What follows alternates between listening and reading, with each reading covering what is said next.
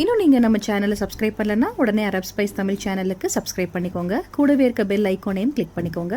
அப்போ தான் நாங்கள் போடுற வீடியோஸோட notification. Hello friends, welcome back to Arab Spice Tamil channel. இன்றைக்கி நம்ம சேனலில் எல்லாருக்குமே ரொம்ப பிடிச்ச ஒரு ஸ்வீட் ரெசிபி தான் பார்க்க போகிறோம், பால்கோவா.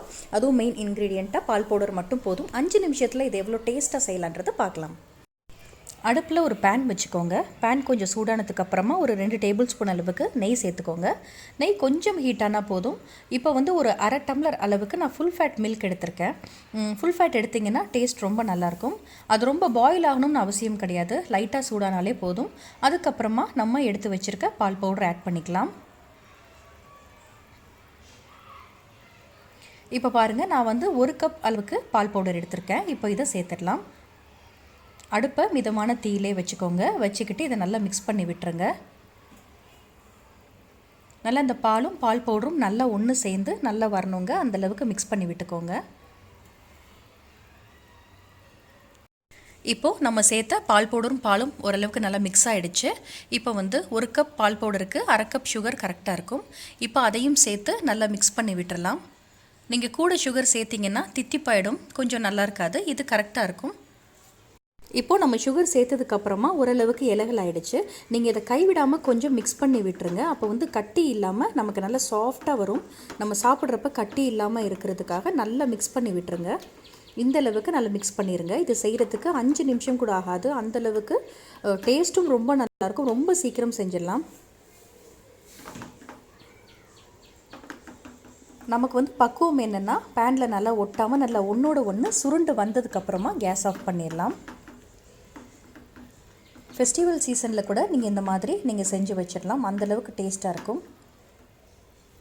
இந்தளவுக்கு நல்லா சுருண்டு வந்திருக்கு. இந்த ஸ்டேஜில் கொஞ்சமாக ஏலக்காய் தூள் இருந்தால் சேர்த்துக்கோங்க, நல்ல வாசனையாக இருக்கும். பால்கோவா செய்யணுன்னாலே ரொம்ப டைம் எடுக்குங்க. நீங்கள் 1லேருந்து 1.5 லிட்டர் பால் நல்லா காய்ச்சி வத்துற வரைக்கும் நம்ம வெயிட் பண்ணணும். சில நேரம் அதை அடிப்பிடிச்சிடும். இந்த மாதிரி நீங்கள் செஞ்சிங்கன்னா டேஸ்ட் வந்து ஈக்குவல் டேஸ்ட்டாக தான் இருக்கும். நான் சொல்கிறேன்னு கேட்காதீங்க.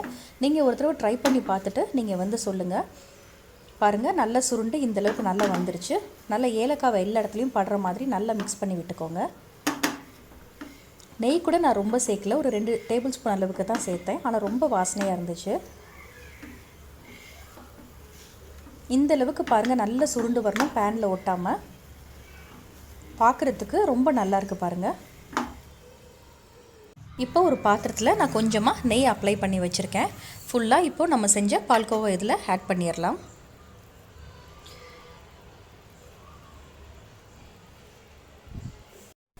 இப்போ ஓரளவுக்கு நான் சமப்படுத்தி விட்டுருக்கேன். இப்போ வந்து உங்களுக்கு தேவையான அளவு பிஸ்தாவாக இருக்கட்டும் இல்லை பாதாமாக இருக்கட்டும், அதை நல்லா நைஸாக பொடியாக நல்லா கட் பண்ணி இதோட சேர்த்துக்கோங்க. டேஸ்ட் இன்னும் நல்லாயிருக்கும்.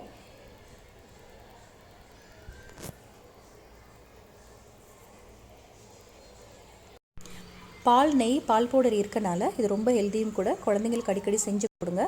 நீங்கள் ஒன்ஸ் செஞ்சு கொடுத்துட்டாலே இது அடிக்கடி செய்ய சொல்லி கேட்பாங்க. அந்தளவுக்கு டேஸ்ட்டாக இருக்கும். இனிமேல் கடையில் வாங்க வேண்டாம்.